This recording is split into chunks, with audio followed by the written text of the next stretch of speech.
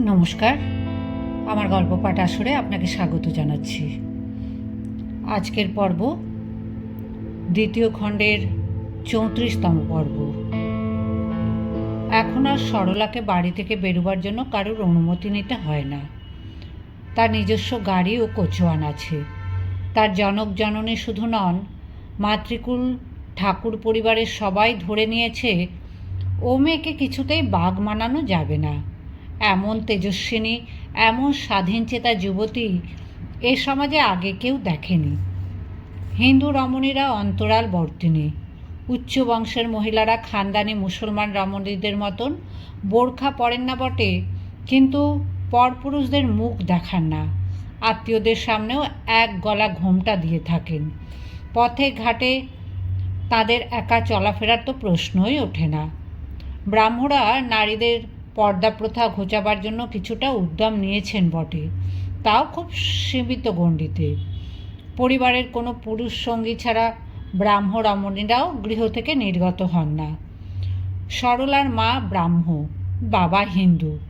সরলা ব্রাহ্ম সমাজের প্রভাবে আলোকপ্রাপ্তা হলেও হিন্দু রীতিনীতির প্রতিও তার বেশ ঝোঁক আছে। তাদের পরিবার বঙ্কিমচন্দ্র এবং বাল গঙ্গাধর তিলকের ভক্ত।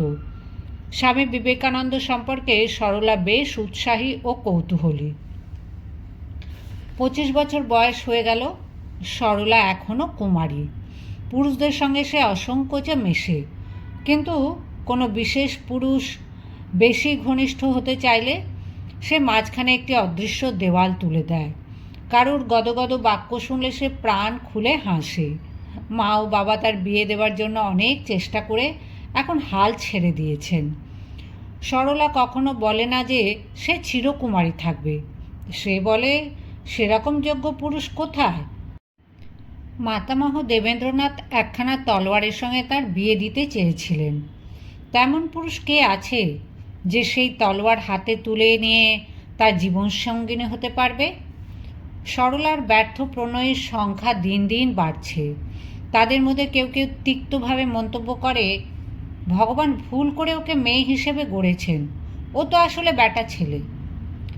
সরলা যে একা একা যেখানে সেখানে যায়, যার তার সঙ্গে মেশে, এতেও কিন্তু কেউ ঠিক নৈতিক আপত্তি জানাতে পারে না। সে বিদুষী ও বুদ্ধিমতী। তার সম্ভ্রমবোধ কোনো অংশে কম নয়। সে একা একা দূর প্রবাসে চাকরি করে এসেছে। ধনাঢ্য পরিবারের সন্তান হয়েও সরলা মহীশূরে চাকরি করতে গিয়েছিল নিছক ব্যক্তি স্বাধীনতা প্রতিষ্ঠার স্পৃহায়। পুরুষরা লেখাপড়া শেখে জীবিকা অর্জনের জন্য। সরলাও লেখাপড়া শিখেছে, তা সে কাজে লাগাবে না কেন? মেয়েরা উচ্চশিক্ষা লাভ করেও নিছক ঘরের বউ হয়ে থাকবে, তাহলে সে শিক্ষার প্রয়োজন কি?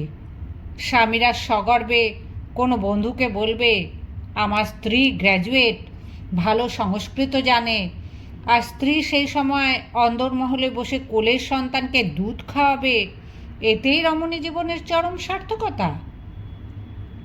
মহীশূরের মহারানী গার্লস কলেজে অ্যাসিস্ট্যান্ট সুপারিনটেন্ডেন্টের চাকরি নিয়ে চলে গিয়েছিল সরলা। কিছুদিনের মধ্যেই সেখানে বেশ মানিয়ে নিয়েছিল। রাজ সরকার থেকে তাকে দেওয়া হয়েছিল একটি সুন্দর ছোটোখাটো দোতলা বাড়ি, নিচে ড্রয়িং রুম ও খাবার ঘর, ওপরে দুটি শোবার ঘর। তার একটিকে সে ড্রেসিং রুম বানিয়েছিল, সংলগ্ন স্নানের ঘর ও টানা বারান্দা। সব ঘরেই ওয়ালপেপার লাগানো।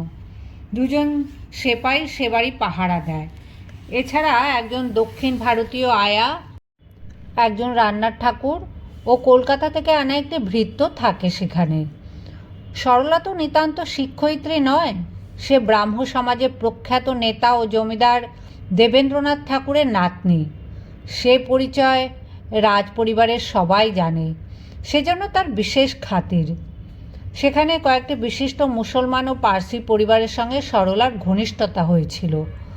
ভারতের বিভিন্ন ভাষাগোষ্ঠীর মানুষের সঙ্গে মিশে তার দৃষ্টি অনেক প্রসারিত হয়েছে। মহীশূরের ব্রাহ্মণরা এখনও সংস্কৃত ভাষায় কথা বলে। তাদের রক্ষণশীলতার মধ্যে ফুটে ওঠে প্রাচীন ভারতের ঐতিহ্য।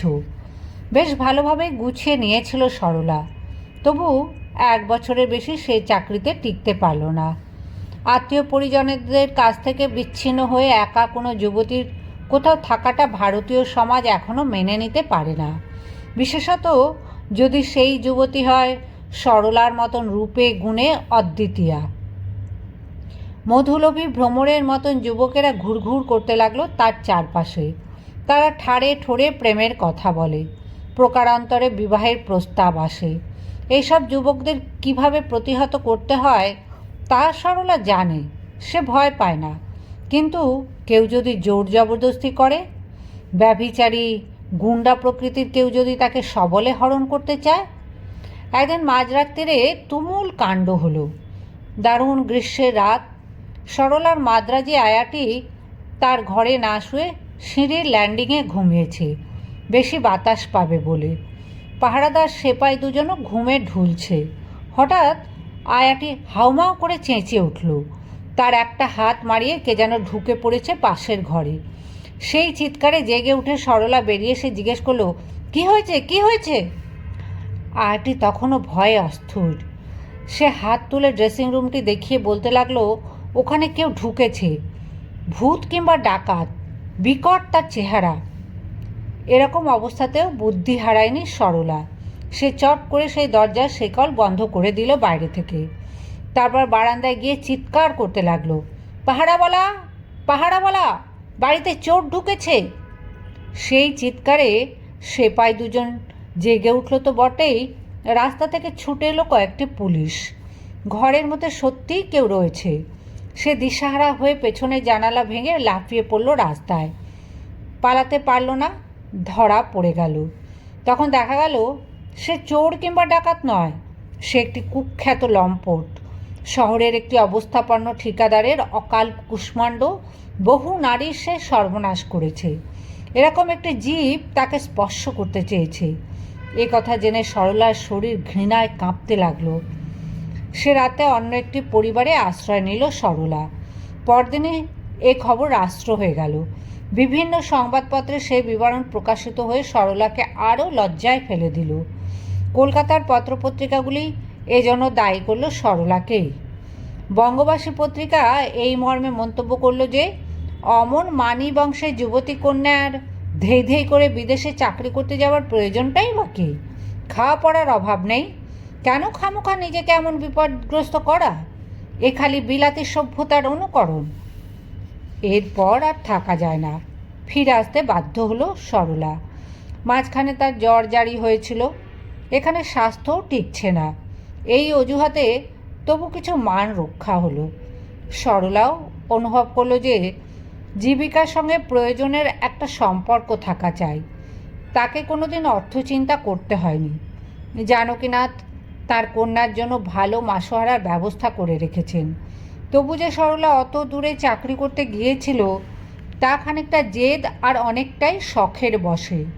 এর কোনোটাই বেশি দিন টেকে না। কলকাতার অনেকে চাপা বিদ্রূপের সঙ্গে বলেছে, কিরে, চাকরির শখ মিটল? খুব তো স্বাধীন হতে গিয়েছিলি। এখন চাকরি না করলেও সরলা চুপচাপ ঘরে বসে থাকতে রাজি নয়। স্বাধীন থাকার ইচ্ছেও তার ঘুচে যায়নি। ভারতী পত্রিকার অনেকখানি ভার নিয়েছে সে। নিজে লেখকদের সঙ্গে যোগাযোগ করে, প্রয়োজনে তাদের বাড়িতে গিয়ে তাগাদা দেয়। নিজেও লিখতে শুরু করলো নানা প্রবন্ধ। বাবা কংগ্রেসের নেতা। সরলের অন্তরেও দেশপ্রেমের শিখা দিন দিন উজ্জ্বল হচ্ছে। ভারতের অন্যান্য অঞ্চলের তুলনায় বাঙালিদের কিছু কিছু দুর্বলতা তাকে পীড়া দেয়। বাঙালিরা যেন স্বভাবগতভাবেই কাপুরুষ। অত্যাচারের প্রতিরোধ করতে বাঙালিরা সাহস করে এগিয়ে আসতে পারে না। কেউ অপমান করলেও মুখ বুজে সহ্য করে যায়। বাঙালিরা মুখেই যত বাক্যবাগীশ, জ্বালাময় ভাষায় বক্তৃতার তোড় ছোটাতে পারে, কিন্তু কেউ লাঠি উঁচিয়ে ধরলেই তারা পৃষ্ঠ প্রদর্শন করে। বাঙালিদের এই কাপুরুষতার কারণ কি শারীরিক দুর্বলতা? ট্রেনে চেপে বোম্বাই থেকে কলকাতা পর্যন্ত আস্তে আস্তেই কত তফাৎ চোখে পড়ে। মধ্যবর্তী স্টেশনগুলিতে কত তাগড়াই চেহারার মানুষ দেখা যায়। জব্বলপুর, এলাহাবাদ, পাটনার কুলিরাও জোয়ান। তারা জোর গলায় এক একটা স্টেশনের নাম হাঁক পাড়ে। আর বাংলায় ঢোকার পরেই দেখা যায় রোগা ডিগডিগে পুরুষ সব। এমনকি কুলিদের গলার স্বরও মিনমিনে। একই দেশের মানুষ, অথচ এত বৈপরীত্য কেন? বাঙালিরা শরীরচর্চায় পরাঙ্মুখ, শুধু সেটাই কি কারণ? বাঙালিদের শরীরচর্চায় উৎসাহিত করতে হবে ঠিকই, পল্লীতে পল্লীতে ব্যায়ামাগার খোলা দরকার, কিন্তু তার আগে এই জাতের মন থেকে ভয় ভাঙাতে হবে। কিছু দুঃসাহসী বেপরোয়া যুবকের দল না থাকলে সে জাতির কাপুরুষতার অপবাদ ঘুচতে পারে না। মার খেয়েও মনের জোরে যারা রুখে দাঁড়ায় তারা অনেক সময় সবলের বিরুদ্ধেও জয়ী হয়। ভারতী পত্রিকায় সরলা একটা রচনা লিখল, তার নাম বিলিতি ঘুষি বনাম দেশি কিল। এই রচনায় পাঠকদের প্রতি একটা আহ্বান জানানো হলো, আপনারা যদি কোনো প্রতিবাদের ঘটনা দেখে থাকেন বা কোনো অংশ নিয়ে থাকেন তাহলে সেই সব ঘটনা লিখে পাঠান। ট্রেনে, স্টিমারে, পথে ঘাটে গোঁড়া সৈন্য বা ইংরেজ সিভিলিয়ানরা অনেক সময় অপমান করে, লাথি ঘুষি মারে, এমনকি কোনো দেশি লোকের সামনে তাদের স্ত্রী, ভগিনী, কন্যাদের প্রতিও অশোভন ইঙ্গিত করে। অধিকাংশ ক্ষেত্রেই দেশি লোকেরা সেই সব অপমান গিলে ফেলে বাড়িতে গিয়ে ফোঁসে, কিংবা বেশি বাড়াবাড়ি কিছু হলে আদালতে নালিশ করে। কেউ কি সাহেবদের সেই বেয়াদপির তৎক্ষণাৎ প্রতিবাদ করতে পারে না? দেখা গেল কোথাও কোথাও সেরকম ঘটনা ঘটে, বাঙালিরা একেবারে নির্জীব হয়ে যায়নি। কোথাও কোনো দুর্বিনীত মাতাল গোড়া সৈনিককে কোনো যুবক টানতে টানতে কোতোয়ালিতে নিয়ে গেছে। বরিশালে একজন রায়ত এক ইংরেজ তার স্ত্রীকে ধাক্কা দিয়েছিল বলে তাকে উত্তম মধ্যম দিয়ে জেল খাটাতেও দ্বিধা করেনি। যশোরে একটি কলেজের ছাত্র এক সাহেবের হাত থেকে উদ্যত ছড়ি কেড়ে নিয়েছে। ভারতী পত্রিকায় এইসব বৃত্তান্ত ছাপা হতে অনেকে অবশ্য ঠোঁট বেঁকালো। ভারতী একটি বিশুদ্ধ সাহিত্য পত্রিকা, কত উচ্চাঙ্গের রচনা সেখানে প্রকাশিত হয়, তার মধ্যে এসব কি? এগুলো কি সাহিত্য পদবাচ্য হতে পারে? সরলা এ সমালোচনায় কান দেয় না। সে বলে, নাইবা হলো উচ্চাঙ্গের সাহিত্য, তবু এইসব বৃত্তান্ত পাঠ করে অনেকে উদ্বুদ্ধ হবে, আরও অনেকে প্রতিবাদ জানাবার সাহস সঞ্চয় করতে পারবে। সরলাকে কেন্দ্র করে তার একটি অনুরাগী বৃন্দ আবার গড়ে উঠেছে। ঘোষাল পরিবার এখন কাশিয়াবাগান ছেড়ে চলে এসেছে সার্কুলার রোডে। এ বাড়িটাও বেশ বড়, সামনে প্রশস্ত চত্বর, পেছন দিকে একটা পুকুর, তার পাশে একটি চৌকো জমি ঝোপঝাড়ে ঢাকা। সেইখানে সরলা স্থাপন করেছে একটি ব্যায়ামাগার। পাড়ার ছেলেরা প্রতিদিন বিকেলে মারতাজা নামে এক মুসলমান ওস্তাদের কাছে লাঠি খেলা, তলোয়ার চালনা শেখে। সরলা নিজে দাঁড়িয়ে সেই প্রশিক্ষণ দেখে। এক এক সময় সে নিজের হাতে তলোয়ার তুলে নেয়। এই অস্ত্রটি তাকে চুম্বকের মতো টানে। কল্পনায় সে যেন প্রহরণধারিণী ভারত মাতার মূর্তি দেখতে পায়। সরলার অনুরাগীদের মধ্যে যারা বুদ্ধিজীবী, যারা শারীরিক ব্যায়াম ট্যায়াম পছন্দ করে না, তাদেরও সরলা নিভৃতে ভাবের কথা বলার সুযোগ দেয় না। একসঙ্গে সে একাধিককে কাছাকাছি রাখে। এদের সঙ্গে কথাবার্তা বলার সময় সে বিস্মিতভাবে লক্ষ্য করে যে অনেকেই দেশ সম্পর্কে উদাসীন। মাতৃভূমি যে বিদেশি শাসকদের অধীনে রয়েছে সে বোধটাও যেন নেই। যে পরাধীন জাতি পরাধীনতার জ্বালাও অনুভব করে না, তাদের কি উদ্ধার পাবার কোনো উপায় আছে? অনেকেই একটা ছোট গণ্ডিতে আবদ্ধ, বাংলার বাইরে পা বাড়ায় না। বোম্বাই মাদ্রাজকে বলে বিদেশ। বৈঠকখানা ঘরের দেওয়ালে সরলা ভারতের একটা বড় মানচিত্র টাঙিয়ে রেখেছে। বন্ধুদের সঙ্গে কথা বলতে বলতে থেমে গিয়ে সেই মানচিত্রের দিকে মুখ ফিরিয়ে আবার বলে, ওই দেখো, ওই আমাদের দেশ। ওদিকে অনেকক্ষণ তাকিয়ে থাকলে মনে হয় না ঠিক যেন মাতৃমূর্তি? তোমরা নিজেরা একা একা তাকিয়ে থেকে দেখো। এরপর সে বন্ধুদের ওই মানচিত্রকে প্রণাম করতে শেখালো। ঘরে ঢুকে তারা প্রথমে মানচিত্রের দিকে ফিরে দুই হাত জোর করে দাঁড়িয়ে থাকে কয়েক মুহূর্ত। এরকম কিছুদিন চলার পর সরলা একদিন সেই সব বন্ধুদের সবার হাতে লাল রঙের রাখি বেঁধে দিয়ে বলল, তোমাদের সকলকে একটা শপথ করতে হবে। আমরা সবাই তনু মন ধন দিয়ে দেশের সেবা করার জন্য দীক্ষিত হলাম। মাতৃভূমির সম্মান রক্ষার জন্য যদি বিপদ বরণ করতে হয় তাতেও পিছুপা হব না। এই রাখি আমাদের ব্যাজ। ক্রমশ এই রাখি বন্ধনের দলটিতে সংখ্যা বৃদ্ধি হতে লাগলো। এই বিষয়টি সরলা নিজেদের মধ্যেই সীমাবদ্ধ রাখতে চেয়েছিল, কিন্তু মুখে মুখে খবর রটেই যায়। একটি তরুণী মেয়ে ঘর সংসারে চিন্তা না করে এসব কী কাণ্ড করছে, অনেকে বুঝতেই পারে না। শুভার্থীরা শঙ্কিত হয়ে ভাবে, এবার বুঝি এ মেয়েটির পেছনে পুলিশের চড় লেগে যাবে। যুব সমাজের মুখে মুখে এখন সরলা ঘোষালের নাম। কলেজের ছাত্ররা সুরেন বাণিজ্যের বক্তৃতায় উদ্বুদ্ধ হয়ে গ্যারিবল্ডির জীবনী পাঠ করে। ইতালিতে গুপ্ত সমিতি গঠন করে সে দেশের যুবকেরা স্বাধীনতার লড়াইয়ের জন্য প্রস্তুত হয়েছিল। এদেশে সেরকম গ্যারিবল্ডি কোথায়? বড় বড় নেতারা কংগ্রেসের অধিবেশনে শুধু বিভিন্ন দাবি দেওয়ার আবেদন নিবেদন জানান, স্বাধীনতার কথা তো উচ্চারণ করেন না। সরলা ঘোষাল কী হবেন সেই প্রেরণাদাত্রী? মণিলাল গঙ্গোপাধ্যায় নামে একটি যুবক প্রায় আসে সরলার কাছে। সাহিত্য চর্চায় তার খুব উৎসাহ। ভবানীপুর অঞ্চলে তাদের একটি সাহিত্য সমিতি আছে। সে একদিন সরলার কাছে প্রস্তাব দিল, তাদের সমিতির সাংবৎসরিক উৎসবে সরলাকে সভানেত্রী হতে হবে। সরলা তো আকাশ থেকে পড়ল, এরকম আবার হয় নাকি? পুরুষদের আহুত সভায় সভাপতির আসনে বসবে এক নারী, এই কখনো সম্ভব? এমন কেউ কখনো শোনেনি। যদি বা লোকনিন্দা বা অপবাদ অগ্রাহ্য করাও যায়, তবু সাহিত্য সভার সভাপতিত্ব করার কি এমন যোগ্যতা আছে সরলার? সে এখনও সেরকম কিছু সাহিত্য রচনা করেনি, বরং তার মা স্বর্ণকুমারী একজন প্রধানা লেখিকা। তিনি রাজি হলে তবু মানায়, কিন্তু মণিলাল নাছোড়বান্দা, সরলাকেই তাদের চাই। তাদের ক্লাবের সব সদস্য মিলে সেই সিদ্ধান্তই নিয়েছে। কয়েকদিন এই নিয়ে পীড়াপিড়ি চলার পর সরলার মাথায় একটা বিশেষ পরিকল্পনা এসে গেল। বোম্বাই রাজ্যে বাল গঙ্গাধর তিলক শিবাজি উৎসবের প্রবর্তন করে বিশেষ সার্থক হয়েছেন। গণেশ পূজা যেমন জনপ্রিয় হয়েছে, তেমনি বীর যোদ্ধা শিবাজিকেও জনসাধারণ আদর্শ হিসেবে গ্রহণ করেছে। সরলার মাথায় মাঝে মাঝে ঘোরে, বাংলার কোনো বীর পুরুষকে সেই রকম আদর্শ হিসেবে গ্রহণ করা যায় না। বাংলার সাধারণ মানুষ শিবাজির বিষয়ে কিছুই জানে না। শিক্ষিত লোকেরাও শিবাজিকে উচ্চ চক্ষে দেখে না। ইংরেজ ঐতিহাসিকরা শিবাজিকে আখ্যা দিয়েছে পাহাড়ি ইঁদুর। আফজাল খাঁ হত্যা প্রসঙ্গটিকে শিবাজির বীরত্বের বদলে হীন বিশ্বাসঘাতকতার নিদর্শন এদেশের শিক্ষিত লোকেরাও তাই মনে করে। তিলক অবশ্য তাঁর পত্রিকায় আফজাল খাঁ হত্যার যৌক্তিকতা প্রমাণ করেছেন জোরালো ভাষায়। সরলা সেটাই মানে। তবু একজন বাঙালি বীর কি পাওয়া যাবে না?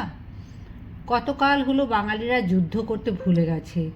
বাঙালির ইতিহাসও তো লেখা হয়নি এ পর্যন্ত। বঙ্কিমচন্দ্র পর্যন্ত এ নিয়ে আফসোস করে গেছেন।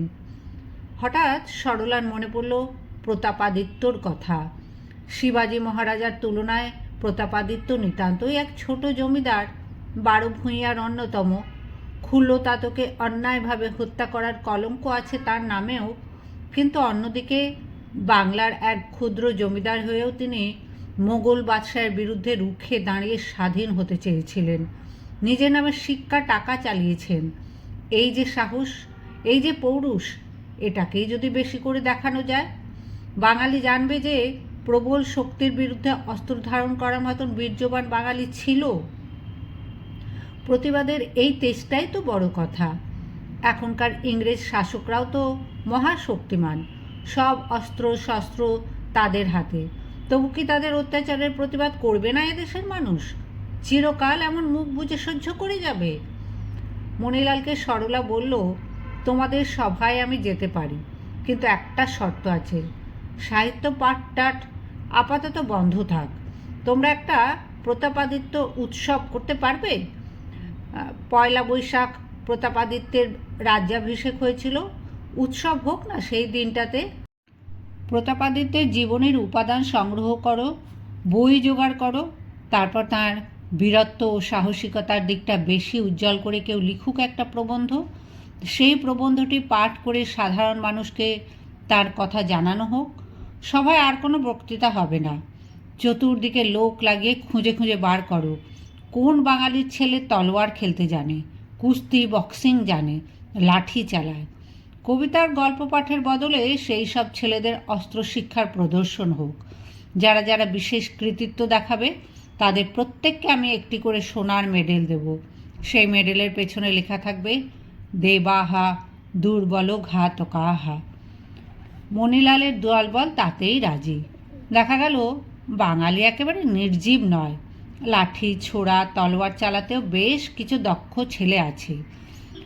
মঞ্চের ওপর প্রতাপাদিত্যের একটি তৈলচিত্র, তার সামনে একটি তলোয়ার। সরলা শুভ্র সিল্কের শাড়ি পরে রয়েছে, শরীরে কোনো অলংকার নেই, একটা ওড়নায় মাথার অর্ধেকটা ঢাকা। সে একটা রক্তজবা ফুলের মালা সেই তৈলচিত্রে পরিয়ে দিয়ে উদ্বোধন করলো সভার। তারপর দর্শকদের দিকে ফিরে নমস্কার জানিয়ে বসলো পাশের চেয়ারে। একটি কথাও উচ্চারণ করলো না। শুরু হলো লাঠি খেলা, অসি খেলা। ভবানীপুরের ক্লাব প্রাঙ্গণে দর্শকের ভিড়ে যেন তিল ধারণের জায়গা নেই। এরকম দৃশ্য কলকাতার মানুষ আগে কখনো দেখেনি। বাঙালির হাতে অস্ত্র, আর তাদের উৎসাহ দিচ্ছে মঞ্চে উপবিষ্ট এক বড় ঘরের কুমারী তরুণী। পরের দিন সংবাদপত্রগুলিতে লেখা হলো, কলিকাতার বুকের উপর যুবক সভায় এক মহিলা সভানেতৃত্ব করিতেছেন দেখিয়া ধন্য হইলাম। এমন যে রক্ষণশীল পত্রিকা বঙ্গবাসী, সেখানেও বেরল, মরি মরি কি দেখিলাম, এ কি সভা!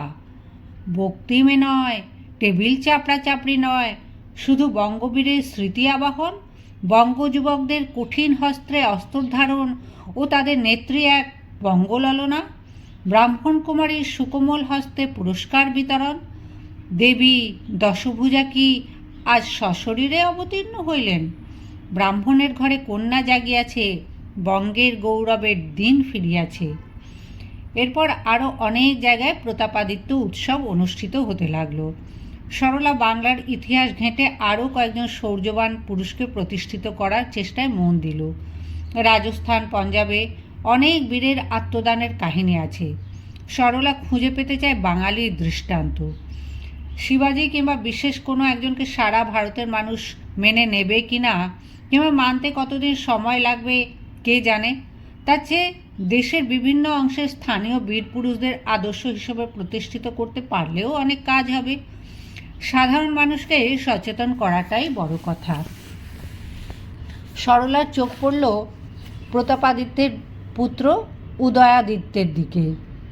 এর সম্পর্কে অনেকেই প্রায় কিছুই জানে না। উদয়াদিত্য স্বাধীনতা রক্ষা করতে পারেননি, কিন্তু আক্রমণ উদ্যত বিশাল মোগল বাহিনীকে দেখেও তিনি ভয় পালাননি। স্বাধীনতা রক্ষার জন্য সম্মুখ সমরে তিনি প্রাণ দিয়েছেন। সেই সাহসিকতার মূল্য নেই? এখন আবার অনেককেই তো দেশের জন্য প্রাণ দিতে হবে। যারা প্রাণ দেবে তারাও হবে পরবর্তীদের কাছে প্রেরণা স্বরূপ।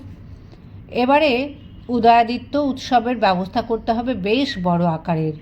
পাছে কেউ মনে করে যে প্রত্যেকটি উৎসবের সভানেত্রীর আসন গ্রহণ করে সরলা নিজের খ্যাতি প্রতিপত্তি বাড়াচ্ছে, তাই মাঝে মাঝে সে আড়ালে থাকে, মঞ্চে ওঠে না কিংবা উৎসবের ধারে কাছেও যায় না।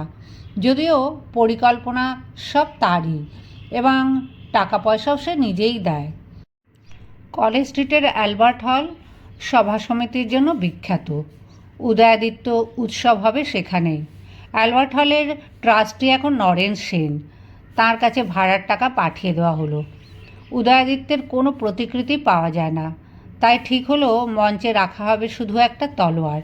সবাই তাতেই পুষ্পাঞ্জলি দেবে। এক অবাঙালি জমিদারের কাছ থেকে হাত তোলে হিরে জহরত বসানো একটি বড় তলোয়ারও সংগ্রহ করা হয়েছে। শ্রী সেন নামে উৎসাহী যুবকের ওপর সব ব্যবস্থাপনার ভার। সে প্রতিদিন এসে সরলার কাছ থেকে পরামর্শ নিয়ে যায়। সভাপতি হবেন ক্ষীরোদপ্রসাদ বিদ্যা বিনোদ। তিনি উত্তম বক্তা। তিনি আসতে সাগ্রহে রাজিও হয়েছেন। মিটিং শুরু হবে বিকেল 4টের সময়। দুপুর 12টায় শ্রী সেন দৌড়াতে দৌড়াতে এসে এক দারুণ দুঃসংবাদ দিল। নরেন সেন ভয় পেয়ে অ্যালবার্ট হলে তালাবন্ধ করে দিয়েছেন। এই মিটিং তিনি হতে দেবেন না। তিনি শুনেছেন ছেলেরা তলোয়ার পূজা করবে। এ তো ভয়াবহ রাজদ্রোহাত্মক কাজ। সুতরাং মিটিং বন্ধ। সরলার ফর্সা মুখখানি ক্রোধে অগ্নিবর্ণ ধারণ করলো। শানিত গলায় সে বলল, কি মিটিং হবে না মানে? সব সংবাদপত্রে জানানো হয়েছে, রাশি রাশি হ্যান্ডবিল বিলি হয়েছে, দেওয়ালে পোস্টার পড়েছে, মিটিং হবে না? উনি সই করে অগ্রিম টাকা নিয়েছেন, এখন মিটিং বন্ধ করার কী অধিকার আছে? আমি ওর নামে মামলা করব। কিন্তু মামলা মোকদ্দমার নিষ্পত্তি তো একদিনে হয় না। আজকের অনুষ্ঠান বন্ধ রাখা ছাড়া তো গতি নেই। সরলা বাড়ির ভেতর থেকে এক মুঠো টাকা নিয়ে এসে বলল, আপনারা কাছাকাছি কোনো থিয়েটার হল যে কোনো উপায় ভাড়া করুন, যত টাকা লাগে আমি দেব, মিটিং হবেই হবে। শ্রীশ অন্য হল ভাড়া করতে ছুটে গেল। সরলা চিঠি লিখতে বসল নরেন সেনকে। ইন্ডিয়ান মিরর পত্রিকার সম্পাদক নরেন সেন বিশিষ্ট রাজনৈতিক নেতা হিসেবে পরিচিত। কতবার অন্যায়ের প্রতিবাদ করেছেন। এখন বৃদ্ধ বয়সে তাঁর ভীমরতি হয়েছে কেন? একদল যুবক তলোয়ার পুজো করতে চায়, পুলিশ যদি ধরপাকড় করতে চায় ওই ছেলেদের ধরবে। উদ্যোক্তা হিসেবে সরলাকে নজরবন্দি করতে পারে, জেনে শুনেই তারা এই ঝুঁকি নিয়েছে। আর অ্যালবার্ট হলের ট্রাস্টি হিসাবে নরেন সেন এইটুকু দায়িত্ব নিতে পারেন না? রাগের মাথায় সরলার চিঠির ভাষায় আগুন ছুটতে লাগলো। আজ আপনি তাদের এ পূজা যদি বন্ধ করেন, সংবাদপত্রের সূত্রে সমস্ত ভারতবর্ষে ঢি ঢি পড়ে যাবে। সবাই বলবে বাঙালি যুবকেরা খড়গ পূজা করতে চেয়েছিল, একজন নেতৃস্থানীয় বাঙালি বৃদ্ধ হিন্দু তাতে বাধা দিয়েছেন। তার অতিমাত্রা রাজভক্তি তাতে রাজদ্রোহিতার গন্ধ পেয়ে থরহরি কম্পমান হয়েছে। তার তথাকথিত হিন্দুত্বের আজ তিনি সম্পূর্ণ ফেল করেছেন। এই তো একদিকে দেশের লোকের ধিক্কার, আর একদিকে আপনি মামলায় ফেঁসে যাবেন। ছেলেরা আপনার নামে ক্ষতিপূরণের মামলা আনতে পারে, আইনত আপনিই দায়ী। লোক মারফত সেই চিঠি পেয়ে কিছুক্ষণ গুম হয়ে বসে রইলেন নরেন সেন। সরলা ঘোষালের জনপ্রিয়তার কথা তিনি জানেন। অনেক যুবক তার কথায় উঠে বসে। সরলার উস্কানিতে তারা কখন কি হামলা করবে তার ঠিক নেই। এদিকে তলোয়ার পূজাও তো সাংঘাতিক ব্যাপার। এ যে ইংরেজের বিরুদ্ধে সশস্ত্র বিদ্রোহের ইঙ্গিত। ইতালিতে আয়ারল্যান্ডে যা চলেছে তা কি ভারতে কখনো সম্ভব? সরলা ছেলে মানুষ, সিপাহী বিদ্রোহের দিনগুলোর কথা সে জানে না। নরেন সেনের তখন 14 বছর বয়স ছিল। সিপাহীদের বিদ্রোহ দমন করার জন্য ইংরেজরা যে কী চরম নিষ্ঠুর পন্থা অবলম্বন করেছিল তার ভয়াবহ স্মৃতি এখনও অনেকের মনে রয়ে গেছে। অনেক ভেবে চিনতে দূত মারফত চিঠি পাঠিয়ে দিয়ে তিনি সংক্ষিপ্ত চিঠিতে জানালেন যে যুবকেরা উৎসব করতে চায় করুক, তবে এ বাবদ কোনো রকম গণ্ডগোল হলে তার সব দায়িত্ব সরলা ঘোষালকেই নিতে হবে। নিজে একজন মানী গুণী ও সমাজের বিশিষ্ট ব্যক্তি হয়েও যে দায়িত্ব নিতে ভয় পান, সেই দায়িত্ব তাঁর কন্যা সময় একটি 25 বছরের যুবতীর কাঁধে চাপিয়ে নিশ্চিন্ত হতে চান নরেন সেন। এদিকে শ্রীশ এর মধ্যে অ্যালবার্ট হলের কাছাকাছি হ্যারিসন রোডের উপর আলফ্রেড থিয়েটার ভাড়া করে এসেছে দ্বিগুণ টাকায়। থিয়েটারের মালিক একজন মারোয়ারি ব্যবসায়ী। তাকে জানানো হয়েছে উৎসবের অঙ্গ হিসেবে তলোয়ার পুজোর কথা। মালিকের তাতে আপত্তি নেই। সে বলেছে, আপনারা পূজা করেন, নাচেন, কুঁদেন, সে আপনারা জানেন, আমার ভাড়ার টাকা ঠিকঠাক পেলেই হলো। সে মারোয়ারি আর টাকা ফেরত দেবে না। দুটো হলের মধ্যে কোথায় হবে উৎসব? উদ্যোক্তারা জরুরি মিটিংয়ে বসলো। হাতে আর বেশি সময় নেই। অ্যালবার্ট হলের কথা লোকজনকে জানানো হয়ে গেছে, সেখানেই ব্যবস্থা করা উচিত। কিন্তু নরেন সেনের ব্যবহারে সকলেই কুপিত হয়ে আছে। নরেন সেন যে হল দিতে আপত্তি করেছিলেন সেটাও জনসাধারণের জানা উচিত। তখন ঠিক হলো অ্যালফ্রেড থিয়েটার হলেই হবে অনুষ্ঠান। অ্যালবার্ট হলের সামনে ভলেন্টিয়ার দাঁড় করিয়ে রাখা হবে। তারা দর্শক শ্রোতাদের থিয়েটার হলে পৌঁছে দেবে। যথাসময়ে বিপুল জনসমাগমে শুরু হলো অনুষ্ঠান। সরলা নিজে গেল না, তার উদ্বোধনী ভাষণ লিখে পাঠিয়ে দিল। বাড়িতে সে বসে রইল উদ্বিগ্ন প্রতীক্ষায়। সত্যি কি পুলিশ হামলা চালাবে? তার অনুবর্তী যুবকেরা কারারুদ্ধ হবে? সরলাও ওদের সঙ্গে যেতে রাজি আছে। সরলা যেন মনে মনে চায় একটা কিছু ঘটুক, ইংরেজ সরকারের টনক নড়ুক, দমন নীতি শুরু হোক। তাতে যুব সম্প্রদায় আরও বেশি উত্তেজিত হবে। ব্রিটিশ সরকারের অস্ত্র আইনে ভারতীয়রা কোনো অস্ত্রশস্ত্র নিয়ে প্রকাশ্যে ঘোরাফেরা করতে পারে না। এখন প্রকাশ্যে অস্ত্র পূজা তো সরকারি আইনেরই বিরুদ্ধতা। এত বড় একটা দেশ, কোটি কোটি মানুষ, তারা আত্মরক্ষার জন্য অস্ত্র ধারণ করতে পারবে না? শাসকরা সব সময় অস্ত্র উঁচিয়ে রাখবে, আর তার তলায় বদ্ধ পশুর মতন মাথা নিচু করে থাকবে এদেশের মানুষ। একা বৈঠকখানা ঘরের ভারতের মানচিত্রের সামনে দাঁড়িয়ে থাকে সরলা। এক সময় সে সেই মানচিত্রের মধ্যে যেন দেখতে পায় অসংখ্য মানুষের চেহারা। তাদের পোশাক কত রকম, হিন্দু, মুসলমান, শিখ, বৌদ্ধ। এত মানুষ যদি সংঘবদ্ধ হয়, দেশকে মাতৃভূমি হিসেবে চিনতে শেখে, মাতৃভূমিকে পরাধীনতার অপমান থেকে মুক্ত করার জন্য একসঙ্গে রুখে দাঁড়ায়, তাহলে শাসক সম্প্রদায় বিচলিত হবে না? আবেগে সরলার চোখে জল এসে যায়। আঁচল দিয়ে বারবার চক্ষু মুছছে, তবু জলের ধারা থামে না। এ অবস্থায় তাকে কেউ দেখে ফেললে কী ভাববে? সে একা একা কাঁদছে কেন? আর তো কোনো মেয়ের এরকম হয় না। দুঃখে নয়, এ সরলার আনন্দাশ্রু। কল্পনায় সে দেখতে পাচ্ছে জাগ্রত ভারত। অস্ফুট কণ্ঠে সে গাইতে লাগলো, গাও সকল কণ্ঠে সকলভাবে, নম হিন্দুস্তান, হর হর হর, জয় হিন্দুস্তান, সৎ শ্রী আকাল হিন্দুস্তান, আল্লাহ আকবর হিন্দুস্তান, নম হিন্দুস্তান।